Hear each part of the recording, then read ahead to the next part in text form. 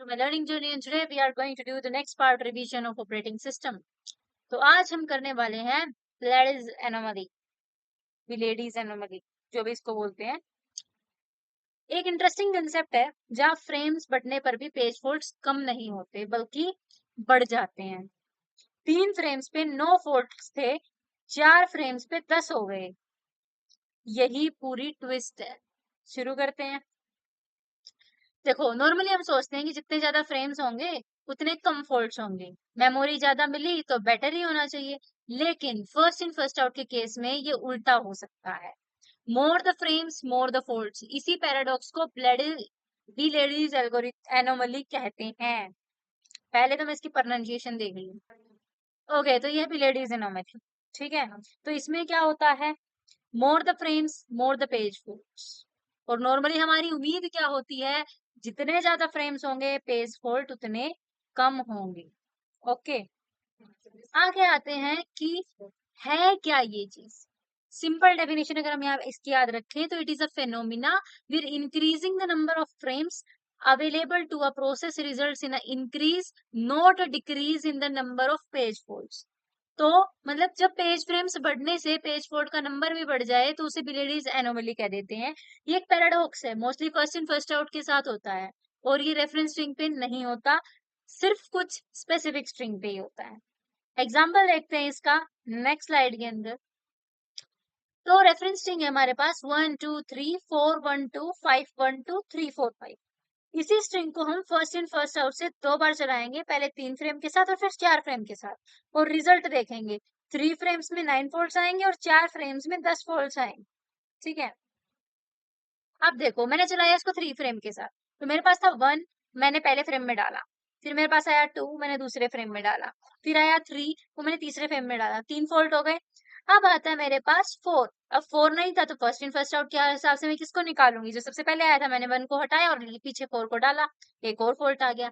फिर आया मेरे पास 1, 1 इसमें अब नहीं है क्योंकि अभी अभी हमने हटाया, तो हम किसको हटाएंगे, जो फर्स्ट सबसे पहले आया। तो मैंने 2 को हटाया और फिर मैंने 1 को डाला। ओके, फिर आया मेरे पास 2। 2 मेरे पास केस में ऑलरेडी था, नहीं था, फिर मैंने उसको डाला। सबसे ऊपर कौन था, 3 को हटाया, 2 को डाला। उसके बाद मेरे पास आया 5। अब 5 को कैसे डालूंगी मैं, मेरे पास 4 पड़ा था, 4 सबसे पहले आया हुआ था इसमें, उसको हटाया, 5 को डाला। उसके बाद मेरे पास वापस 1 आ गया, लेकिन 1 इसमें ऑलरेडी है तो हिट कर जाएगा। फिर मेरे पास 2 आया, 2 भी इसमें ऑलरेडी है, हिट कर जाएगा। फिर मेरे पास आया 3, 3 इसमें नहीं है, तो 3 में किसकी जगह डालूंगी, 1 की जगह डालूंगी, कि 1 फर्स्ट आया था तो फर्स्ट आउट वही होगा। फिर मेरे पास 4 आया, 4 में किसकी जगह डालूंगी, 2 की जगह, क्योंकि सबसे पहले वो आया था। फिर फोल्ड हो गया। फिर आया मेरे पास 5, 5 ऑलरेडी है इसमें तो हिट हुआ। तो टोटल नंबर ऑफ फोल्ड्स आपको इसमें कितने दिख रहे हैं, जिसमें 3 फ्रेम्स हैं, टोटल नंबर ऑफ फोल्ड्स हुए आपके 9। बात करते हैं फ्रेम 4 की, जिसके अंदर आपके पास 4 फ्रेम है। मैं एक बार अपना ड्रॉ करने वाला पेन ले, ठीक है। सबसे पहले हमारे पास 1 था तो हमने फ्रेम 1 में 1 डाला, फिर हमने 2 डाला, फॉल्ट आया क्योंकि वो एग्जिस्ट नहीं करता था। फिर 3 डाला, फॉल्ट आया क्योंकि एग्जिस्ट नहीं करता था। 4 डाला क्योंकि एग्जिस्ट नहीं करता था, फिर से फॉल्ट आया। 4 के बाद हमें वापस डालना था 1, ठीक है। तो 1 में किसकी जगह डालूंगी, फर्स्ट इन फर्स्ट आउट की जगह इसको हटाऊंगी, इसकी जगह डालूंगी। एक सेकेंड, 1 2 3 4 के बाद मेरे पास 1 आया, excuse me, I am sorry. 1 आया तो 1 तो इसमें ऑलरेडी एग्जिस्ट करता है, तो मेरे को कुछ निकालने की जरूरत नहीं है, तो हिट कर जाएगा। फिर उसके बाद आता है हमारे पास 2, 2 भी इसमें ऑलरेडी एग्जिस्ट करता है, हिट कर जाएगा। फिर जैसे ही 5 आया तो 5 इसमें एग्जिस्ट नहीं करता, तो मैं 1 को हटाऊंगी और 5 को डाल दूंगी बीच, ठीक है। फिर 1 आया, 1 एग्जिस्ट नहीं करता, तो मैं इसके अंदर से 2 को हटाऊंगी और 1 को डाल दूंगी। फिर 2 आया, 2 भी इसमें एग्जिस्ट नहीं करता, तो मैं 3 को हटाऊंगी और 2 को डाल दूंगी। फिर 3 आया, 3 इसमें एग्जिस्ट नहीं करता, तो मैं क्या करूंगी, 4 को हटाऊंगी, 3 को डाल। फिर मेरे पास 4 आ गया, 4 इसमें एग्जिस्ट करता है, नहीं करता, तो 5 को हटाऊंगी, 4 को डाल दूंगी। फिर मेरे पास 5 आया, 5 इसमें एग्जिस्ट करता है, नहीं करता, तो मैं 1 को हटाऊंगी और 5 को डाल दूंगी, क्योंकि फर्स्ट सबसे पहले जो है उसको हटा वो डाल दो। तो टोटल नंबर ऑफ फोल्ड्स मेरे पास कितने आए, टोटल 10 फोल्ड आए, और 3 फ्रेम्स वाले में मेरे पास कितने फोल्ड्स आ रहे थे, टोटल 9 फोल्ड्स आ रहे हैं, ठीक है। एक बार इसको मैं इरेज करती हूँ, फिर चलते हैं हम नेक्स्ट स्लाइड के ऊपर, बस इरेज करने की जरूरत है। Okay, the anomaly side by side. अब ये क्या कह रही है, एक नजर में कंपेयर करो, 3 frame 9 fold, 4 frame 10 fold. Same string same algorithm, सिर्फ फ्रेम काउंट चेंज हुआ और रिजल्ट उल्टा हो गया। नोटिस आ गया ये चीज में? व्हाट व्हाई इट हैपेंस, हो क्यों रहा है ऐसा, ये होता ही क्यों है? क्योंकि फर्स्ट इन फर्स्ट आउट सिर्फ एक चीज देखता है, पेज कब आया था, जो पहले आया उसे निकाल दो। उसे कोई फर्क नहीं पड़ता कि पेज कितनी बार यूज हो रहा है, कितनी रिसेंटली यूज हुआ है, या फ्यूचर में कितने जरूरी है या नहीं है। इसी वजह से फ्रेम बढ़ाने पर भी एविक्शन ऑर्डर खराब हो सकता है। ठीक है, तो ये क्या चीजें नहीं चेक करता, यहाँ मैंने लिखा हुआ है कि फ्रीक्वेंसी ऑफ यूज, कितनी बार यूज हो रहा है, रिसेंसी ऑफ यूज, अभी यूज हुआ नहीं, फ्यूचर रेफरेंस, कोई मतलब नहीं है, बस पहले आया उसको आगे भेज दो। Okay, which algorithm shows the anomaly. देखो तीनों एल्गोरिथम का कंपैरिजन देखो, फर्स्ट इन फर्स्ट आउट में एनोमली के लिए सस्पेक्टेबल है, मतलब इसमें मिलती है ये। लेकिन एलआरयू में ऑप्टिम और एलआरयू और ऑप्टिमल दोनों में ही इम्यून है, मतलब कि उसमें नहीं हो सकता। इम्यून हम कब कहते हैं, देखो जैसे हम कहते हैं कि हमारा इम्यूनिटी स्ट्रॉन्ग है तो हमें बीमारी नहीं होगी, वैसे ये एलआरयू और ऑप्टिमल की इम्यूनिटी ना इस एल्गोरिथम एनोमली को लेके स्ट्रॉन्ग है, इसको अंदर नहीं आती है anomaly, first in first round में पॉसिबल है।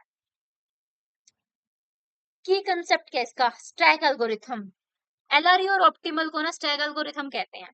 इनकी प्रॉपर्टी ये है कि n फ्रेम्स के साथ जो पेजेस हैं वो हमेशा n+1 फ्रेम्स के पेजेस का सबसेट होते हैं, और इसी वजह से इनमें फ्रेम्स बढ़ने से फॉल्ट कभी नहीं बढ़ता। रीजन जान लिया, स्टैक एल्गोरिथम।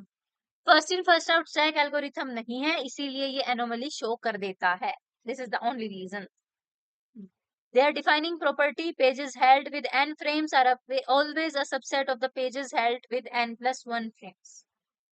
इसे समझने के लिए ना एक एनालॉजी समझो, टिकट काउंटर की क्यू जैसा। जो सबसे पहले लाइन में आया उसको पहले प्रोसेस करो, चाहे कोई बीच में बार बार हो, आए या ना आए, जरूरत हो ना हो, फर्स्ट इन फर्स्ट आउट को फर्क नहीं पड़ता, बस अराइवल ऑर्डर देखता है। इसी रिजिड नेचर से इनएफिशिएंट रिप्लेसमेंट जो है हो सकता है, और जिसकी वजह से फिर ये एनोमली आ जाती। कुछ क्वेश्चंस विच आर इम्पोर्टेंट कि what is Belady's anomaly, more the frames can cause more the page faults. Which algorithm suffers from it, first in first out? Does LRU suffers? No. Does optimal suffers? No. It always evicts the page used farthest in the future. ये optical stack algorithm क्या होती है, where the set of pages held in the n frames is always subset of the pages held in n+1 frames, और ये LRU और optimal दोनों follow करते हैं। ठीक है, आज की फाइनल रिवीजन क्या है कि पूरा कंसेप्ट हमने एक फ्लो में पढ़ा कि लेडीज एनोमली क्या होती है, more the frames more the page faults possible in first in first out. बस आज के लिए बस इतना ही। नेक्स्ट लेक्चर में हम देखने वाले हैं कि जो फर्स्ट इन फर्स्ट आउट है, एलआरयू ऑप्टिमल है, तीनों को एक साथ सॉल्व करेंगे और देखेंगे कि एग्जैक्टली कौन सा एल्गोरिथम कितने पेज फॉल्ट्स देता है। और शायद मैं कवर कर चुकी हूँ तीनों को एक एक बार, अगर मैंने कर लिया है, मेरे को याद क्यों नहीं आ रहा, कर लिया है मेरे हिसाब से। तो हम नहीं करेंगे कोई इसका नेक्स्ट टॉपिक देखेंगे, वरना फिर हम यही करेंगे पहले क्वेश्चंस फिर नेक्स्ट टॉपिक पे जाएंगे। वीडियो अच्छी लगे तो लाइक शेयर सब्सक्राइब कर देना। मिलते हैं नेक्स्ट लेक्चर के अंदर, तब तक के लिए thank you so much, tata, bye bye.